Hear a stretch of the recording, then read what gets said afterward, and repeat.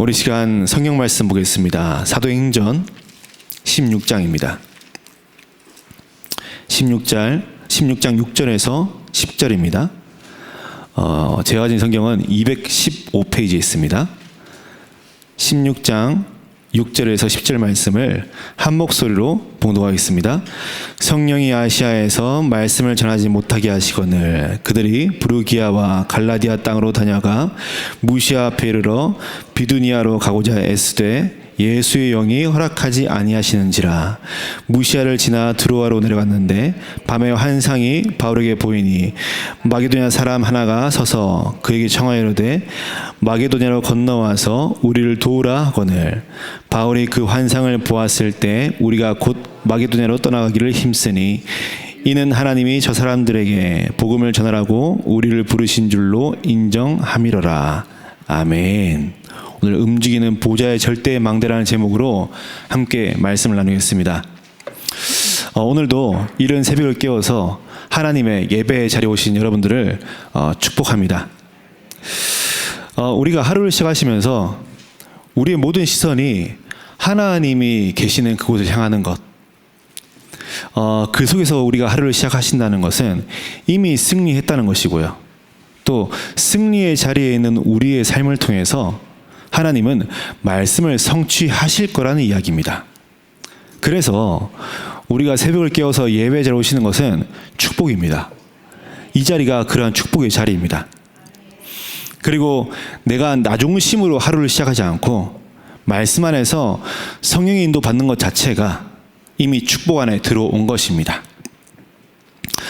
그러한 우리가 오늘 말씀을 통해서 바울이 뭔가를 또 이루었구나, 뭔가를 시작했구나, 그게 아니고요. 바울이 바울되게 하신 하나님을 바라보셔야 돼요. 우리는 말씀을 통해서 성경의 인물을 조명하고 또 포커싱 할 때가 되게 많죠. 틀린 게 아니에요. 성경의 인물들을 통해서 우리가 파수해야 될 믿음들, 또 신앙의 색깔들, 또 배경과 어떤 신앙의 믿음의 방향들을 점검하셔야 돼요. 근데 더 중요한 것은 그러한 그들을 세워나가시는 하나님이세요. 모세가 모세 되게 하신 하나님, 그리고 요셉을 요셉 되게 하신 하나님, 또 다윗을 다윗 되게 하신 하나님, 그 하나님을 예배와 말씀을 통해서 발견하셔야 됩니다. 그래서 성경을 통해서 성령의 도우심이 어떠한 방법으로 이루어지는지를, 또 도우시는 성령 하나님께서 어떠한 계획을 가지고 우리의 삶 가운데 개입하시는지를 성경을 통해서 확인하셔야 돼요. 오늘 말씀을 통해서 우리의 삶에 세밀히 간섭하시고 우리 은혜에 부으셔서 나를 하나님 당신이 원하는 자리로 이끌어 가시는 그 성령의 도우심을 체험하시길 바라겠습니다. 오늘 본문은 이제 바울이 15장에 보시면은 바나바와 함께 다툼이 일어나요. 그래서 헤어지고 나서 오늘 루스드라에서 평생의 동역자 디모데를 만납니다. 그리고 이제 아시아로 복음을 전하러 가려고 하는데 6절에 보시면은 예수의 영, 즉 성령께서 막아서세요. 근데 지금 바울은 멈추지 않죠. 멈추지 않고 부르기아와 갈라디아로 갑니다. 여기가 아시아거든요. 분명히 성령께서 막아서셨는데 그냥 아시아로 전진해요. 우리가 흔히 말하는 전도자 바울인데 이 바울이요, 하나님의 사인을 전혀 눈치채지 못해요. 하나님의 계획과 의도는 아시아가 아니었음에도 불구하고 그 모든 걸 무시한 채 자꾸만 아시아로 밀고 들어갑니다. 왜 그랬을까요? 오늘 1절에서 5절에 보시면요, 읽지는 않았지만 이미 더베와 루스드라에서 복음을 증거했는데 소위 쉽게 말해서 부흥된 거예요. 5절에 보시면요, 교회가 믿음이 더 굳건해지고 수가 날마다 늘어간다고 기록하고 있어요. 이미 본인이 하고 있는 사역들이 너무 잘 되고 있어요. 그래서 성령께서 사인을 주시는데도 불구하고 그걸 전혀 눈치지 못하고 그냥 전진합니다. 7절에 보시면은 무시아를 지나서 비두니아로 가고자 애쓰는데 이 모든 곳이 아시아예요. 우리가 하나님 말씀을 100% 믿지 않으면은 나도 모르게 나중심의 생각이 들 때가 참 많습니다. 내 삶은 전혀 문제가 없고 오히려 형통하다 보니까 내가 가는 이 길이 지금 맞다고 생각할 때가 많아요. 내가 계획을 세우고 내가 뭔가를 정해서 나의 오늘 가운데 내가 응답이라고 기준하는 그것들, 이 모든 걸 통해서 내게 지금 주어지는 모든 상황들을 선택하게 되어져요. 심지어 강단의 말씀은 자꾸만 아니라고 하는데 그렇게 사인을 주시는데 주위의 상황이나 환경이 아니라는 사인을 계속 주는데도 불구하고 아직 전혀 내 삶에 문제가 없다는 이유로 오늘 바울처럼 형통하다는 이유 때문에 내 생각이 나도 모르게 말씀을 앞설 때가 참 많이 있습니다. 서론적으로 그래서 우리에게 너무 중요한 것이 하나님께서 강단으로 말씀하셨을 때 그 말씀에 즉시로 순종할 수 있는 영적 상태가 너무너무 중요하세요. 내가 아무리 말씀대로 살고 싶어도 이 상태가 회복되지 않으면 절대 그럴 수가 없습니다. 그래서 영적인 상태는 너무너무 중요해요. 또 그 영적 상태에 따라서 내가 알고 있지만 내 상황과 현실과 어떤 현장의 어떤 분위기에 따라서 모르게 되어지는 것이 있어요. 그게 뭐냐? 첫 번째로 영적 정체성입니다. 우리의 정체성이 뭡니까? 하나님의 자녀잖아요. 그렇죠? 근데 지금 제가 단순히 1차원적으로 우리는 하나님의 자녀입니다 라는 말씀 드리는 게 아니에요. 저와 여러분이 어떻게 구원받았습니까? 어떤 구원받을 이 비밀을 알 만한 자격이 있었습니까? 불신자들이 운명에서 빠져나가기 위해서 지금 무슨 짓을 하고 있는지 아시죠? 그 운명에서 빠져나오기 위해서 별짓을 다 하는 사람들이 지금 현장에 깔려 있어요.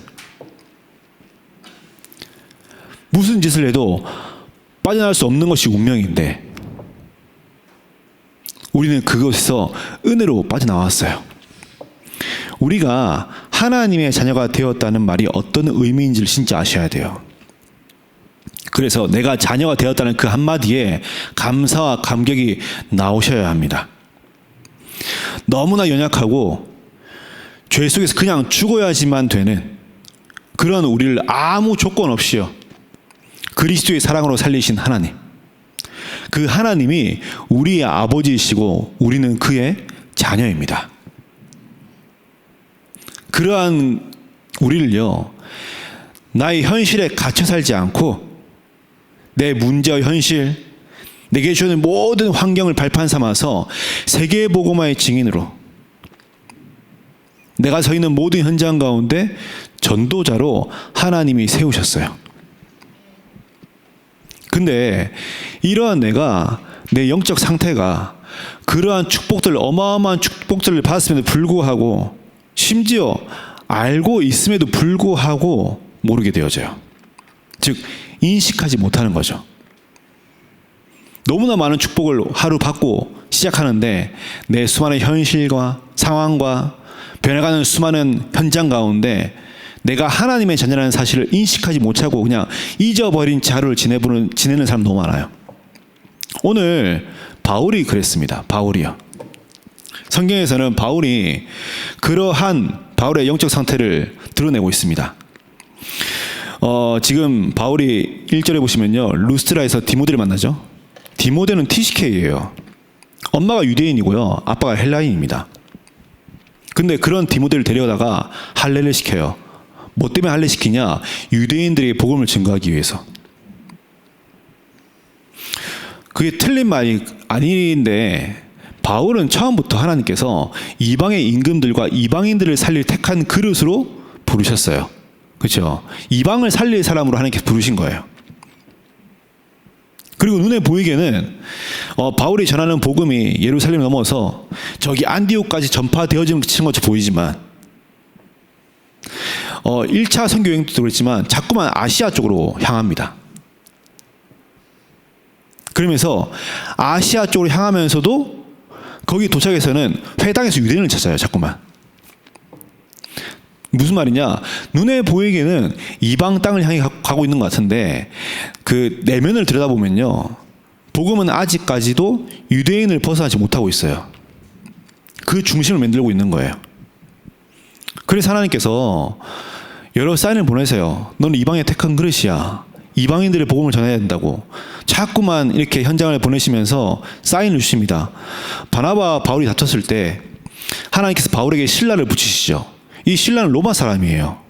즉 말해서 이방인들을 수용할 수 있는 사람입니다.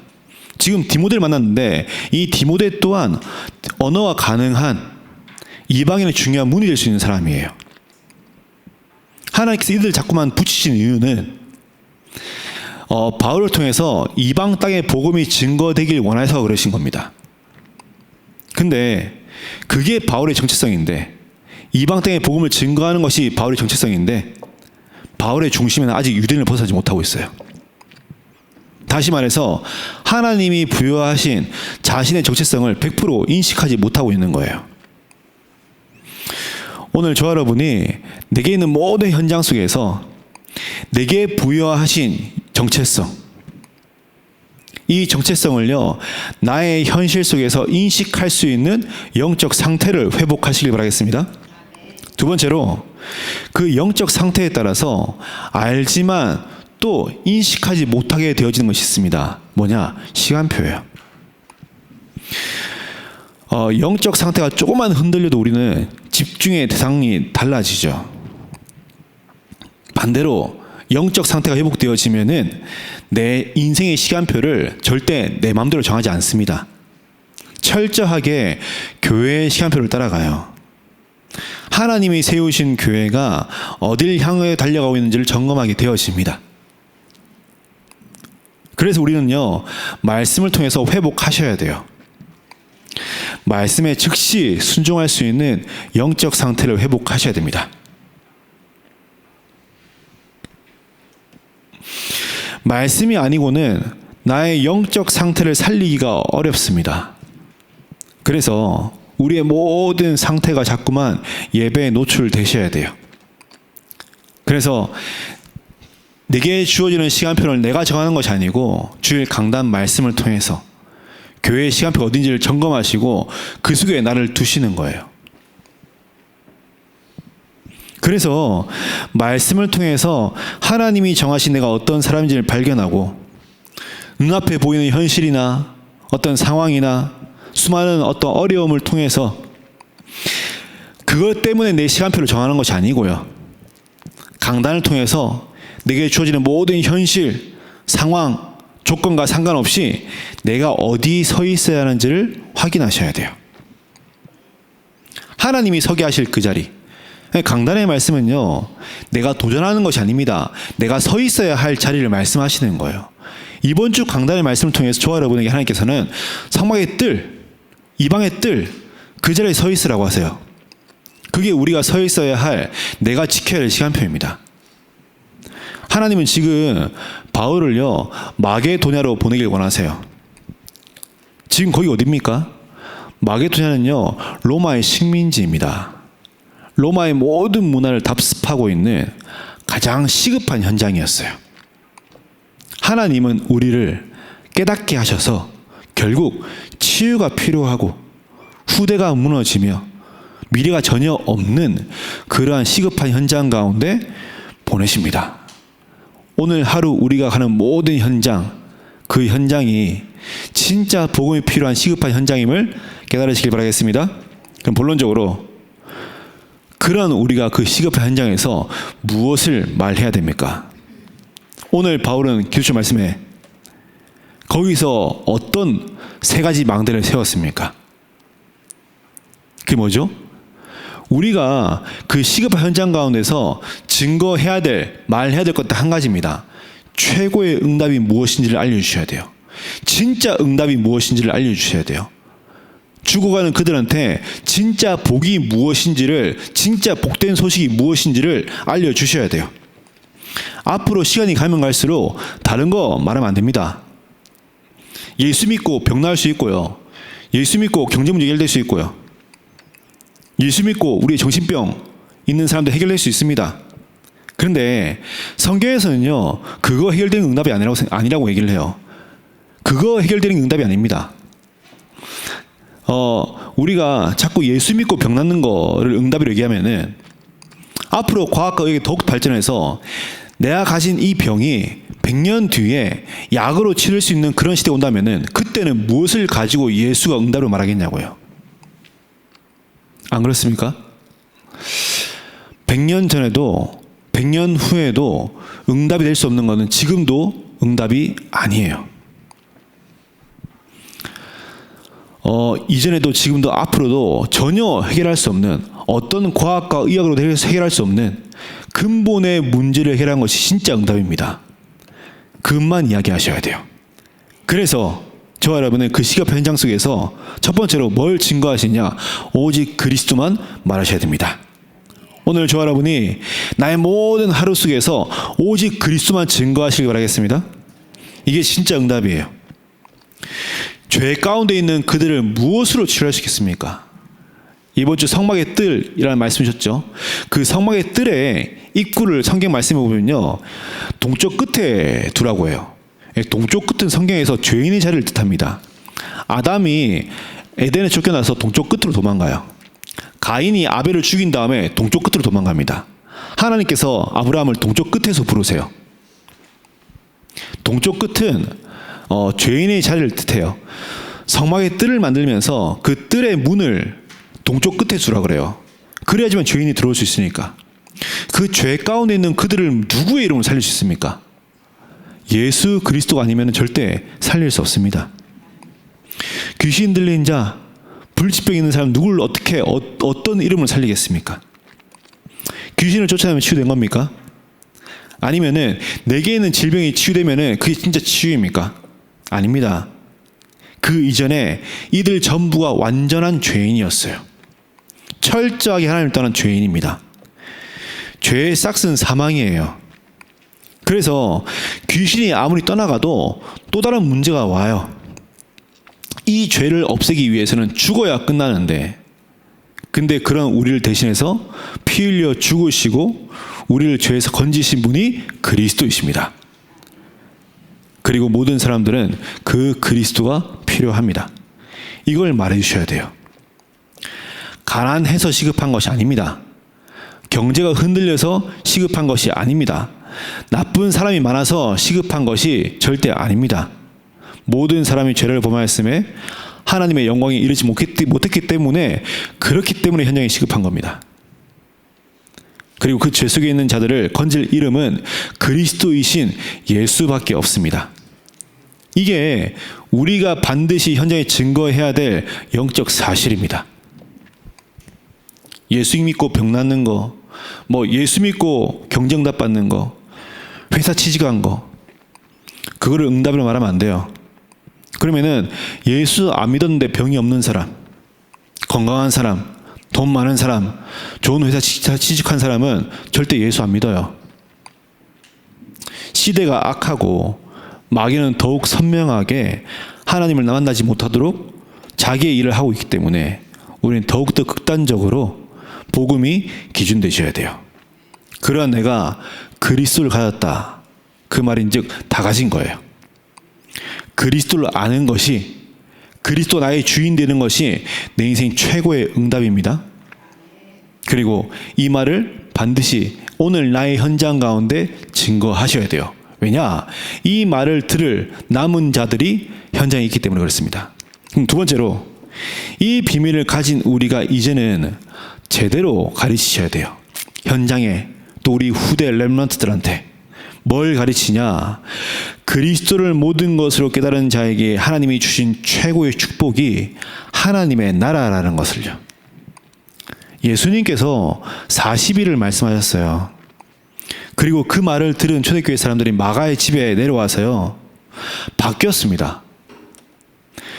그들의 현실과 상황은 그대로인데 오히려 더 안 좋아졌는데 바뀌었어요. 뭐가 바뀌었습니까? 삶의 이유가요.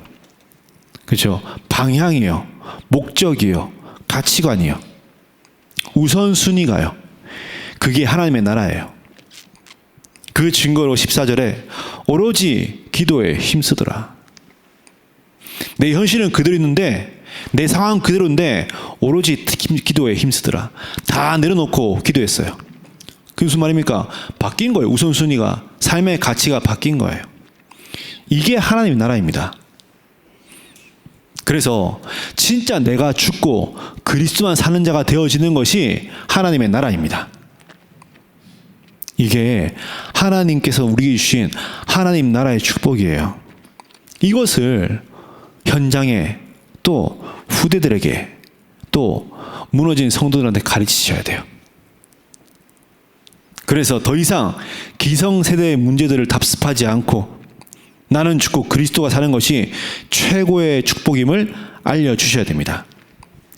마지막 세 번째로, 이것을 위해 살아가는 우리한테 앞으로의 모든 미래에 필요한 것은요, 아무것도 없습니다. 이미 하나님께서 다 보장하셨거든요. 그래서 그러한 내 삶 가운데 끊임없이 일하시는 하나님을 의식하는 영적인 힘, 오직 성령 충만밖에 없습니다. 성령으로 충만해야지만이 눈에 보이지 않는 하나님을 의식할 수 있습니다. 하나님을 내 삶에서 의식하지 못하니까 자꾸만 문제를 의식하죠. 상황을 인지해요. 우리의 미래는요, 영세전에 감추어졌던 보이지 않지만 존재하고 잡히지 않지만 그 어떤 것보다 선명한 그리스도의 복음 안에 있습니다. 진짜 내가 이 비밀 속에 있다면 염려하지 않아요. 우리는 늘 그리스도가 모든 문제 해결자라잖아요. 그러면 다 끝난 것처럼 사셔야죠. 근데 우리는 늘 다 안 끝난 것처럼 내 현실과 상황에 늘 걱정하고 살아갑니다. 진짜 비밀이 안다면은 어떤 것도 염려할 필요 없어요. 우리가 미래를 두고 기도하지만 확신이 있습니다. 왜요? 우리의 모든 미래를 늘 구체화시켜 주시는 강단의 말씀을 매주 하나님께서 만나와 메추라기처럼 부어주시거든요. 이 말씀 붙잡을 때 우리의 모든 미래가 더욱더 선명해질 것이 확신하기 때문에 두렵지 않습니다. 그래서 진짜 이 비밀을 아시는, 이 영적 비밀을 아는 사람은요, 예배에 목숨 걸어요. 오늘 저 여러분이 하나님을 인정하고 하나님을 예배하는 그 모든 자리에 내 모든 삶을 드리시길 바라겠습니다. 말씀을 정리합니다. 하나님은 우리의 모든 삶을 단 하나의 오차도 없이 완벽하게 인도하십니다. 그래서 내 삶에 역사하시는 하나님을 의식하시길 바라겠습니다. 그리고 그 하나님을 신뢰하세요. 그러한 하나님께서 우리를 왜 이렇게까지 설득하시냐. 오늘 바울을 하나님께서 자꾸만 설득하세요. 말 안 들으면 내치시고 문제를 주시거나 아니면 버리시면 그만인데, 하나님은 능력이 있기 때문에, 창조주시기 때문에, 전능하시기 때문에 돌들을 들어서라도 그들을 살리실 건데, 근데 하나님께서는 자꾸만 바울을 끌어당기세요. 자꾸 아시아로 가던 그 바울을 멈추게 하시고 또 멈추게 하셔서 결국 마게도냐로 가게 하십니다. 왜 그렇게까지 설득하셨을까요? 이유는 한 가지입니다. 하나님이 이루시는 그 세계 복음화의 여정을 바울과 함께 하고 싶어 하세요. 그래서 자격이 하나도 안 되는 우리에게 은혜 주셔서요, 그리스도의 성품에 참여하는 자로 세우셨습니다. 목사님께서 강단에서 그런 말씀하시죠. 전도는 하는 것이 아니고 보는 것이라고요. 전도는요, 하나님의 영역입니다. 우리의 영역이 아니에요. 그래서 전도는 우리가 보는 것입니다. 오늘 하루 내 모든 삶 가운데 내 모든 현장에 일하시는 하나님의 섭리, 하나님의 계획, 하나님의 그 말씀의 성취를 보시길 바라겠습니다. 그리고 그냥 보지 마시고요, 거기에 참여하세요. 침노하시는 거예요.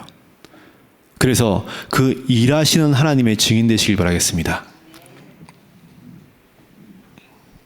그래서 오늘 이 새벽에 말씀을 붙잡은 우리를 통해서 오늘 하루를 계획하시면서 하나님이 이루시는 내 삶의 세계 복음화 속에 하나님과 함께하는 자가 되시길 주의 이름으로 축복합니다. 그리스도의 성품에 참여하는 자가 되시길 바라겠습니다. 그래서 오늘 나의 하루 속에 역사하시며 일하시는 그 하나님을 의식하시고요. 그 하나님께 감사를 고백하는 최고의 복된 날이 되시기를 주의 이름으로 축복합니다. 제가 한번 기도하겠습니다. 하나님 감사합니다. 오늘 하루 우리의 삶 가운데 성령으로 인도하시며 세밀히 역사하시는 하나님의 그 성령의 도우심을 확인하는 응답의 시간 되게 주님이 성령으로 역사하옵소서. 오늘 우리의 모든 하루 속에서 나의 모든 현장 가운데 세계의 복음화를 이루실 하나님을 바라볼 수 있는 은혜의 시간 되게 주님이 성령으로 역사하옵소서. 살아계신 예수 그리스도의 이름으로 기도했습니다. 아멘.